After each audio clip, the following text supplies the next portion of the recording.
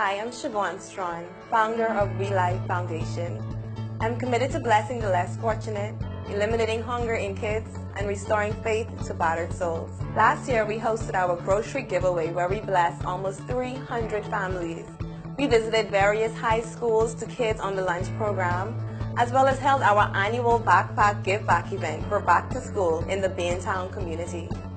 Every event, we open up with a word of prayer and distribute hot foods to persons in the inner communities who are not mobile and are in great need. Families all over the Bahamas are in great need.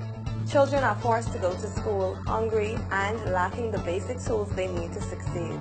WeLife is an acronym for We Live in Freedom Everlasting, and our foundation is geared toward doing just that, setting persons free, mind, body, and soul. We would like to continue our efforts to be a voice of encouragement and a helping hand, but we need your support.